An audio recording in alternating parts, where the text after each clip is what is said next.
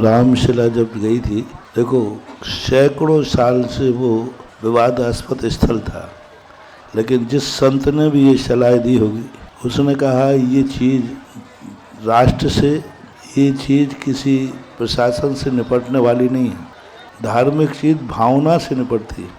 और घर घर से रामशिला इकट्ठी की गई थी, उसका नाम ही था राम ईट रामशिला।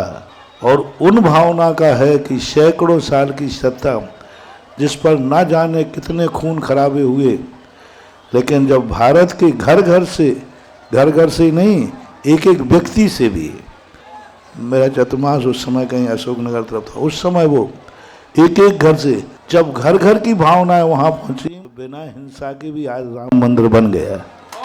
अहिंसा की कभी भी चीज़ होती है, ऐसे वो रामशिला थी, ये हिरीम शिला है लोकोदय की। इसमें भी ऐसे ही होना चाहिए कि प्रत्येक घर से, और घर से ही नहीं, घर में जितने सदस्य हैं सबकी तरफ की यदि एक एक शिला चली गई ना, तो जो भावना मैंने भाई है वो भावना वास्तविक रूप से विश्व स्तरीय लोकोदय तीर्थ क्षेत्र बनेगा। और एक दिन वो आएगा, आगरा को तो मैं खूब कह ही आया कि अभी तक आगरा पागल खाने के नाम से जाना जाता है। वो इसलिए जब भी मैं प्रवचन में, ज़्यादा नहीं, मैं प्रवचन में, अरे भाई तू ना शांत रहे, आगरा भेज दे, तो आगरा करे सब हंस जाते थे। तो मैंने कहा हंसते क्यों? तो बोले आगरा पागल खाने के लिए, फिर दूसरा ताजमहल के लिए। अब आगरा एक दिन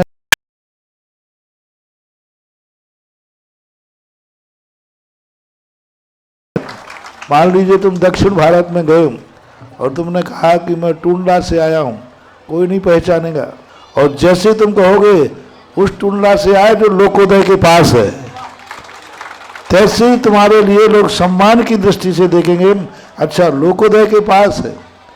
तो ये कैसी भावनाएं होती हैं जिन भावनाओं को हम, सवाल पैसे का नहीं है, सवाल उस शक्ति का है कि सारे भारत के लोगों ने एक एक ईंट दे करके, एक एक रामशिला दे करके और अपनी भावना की शक्ति वहाँ प्रकट की, और आज इतनी बड़ी चीज़ बन गई।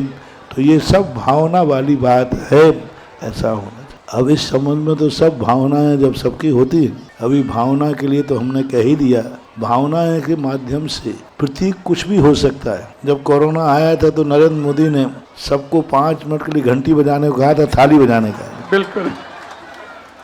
क्या था वो? कोई घंटी बजाने से कोरोना नहीं भागने वाला। एक भावनात्मक कि हम 5 मिनट को एक जगत कल्याण की भावना उठाएं, हम 5 मिनट के लिए घंटी बजाएं, जो इस बात का प्रतीक है। और मुझे लगता है कि इस भावनाओं को जो शक्ति दिखाई है भारत ने, इसलिए सबसे कम यदि कोरोना का कहर हुआ है तो भारत पर। क्या बात है। सबसे कम परसेंटेज में हर विश्व का कहना था कि जिस दिन कोरोना भारत में घुस गया कोई भी बचने वाला नहीं है, क्योंकि भारत में कोई अनुशासन नहीं है, भारत में कोई अनुशासन नहीं है, कोई मानने वाला नहीं है, और भारत तो सफाया हो जाएगा। ये घोषणा थी अमेरिका की, चीन की, सबकी घोषणा थी। भारत में यदि घुस गया तो बचने वाला नहीं, क्योंकि भारत तो कभी अनुशासन में रहे ही नहीं, तो ये पाल ही नहीं पाएंगे।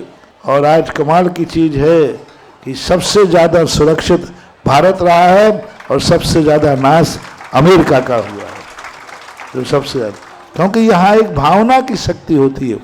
तो भावना का प्रतीकात्मक, जिसकी जहाँ श्रद्धा जुड़ी होती है वहाँ भावनाएं किसी भी निमित्त से प्रेषित किया जा सकता है।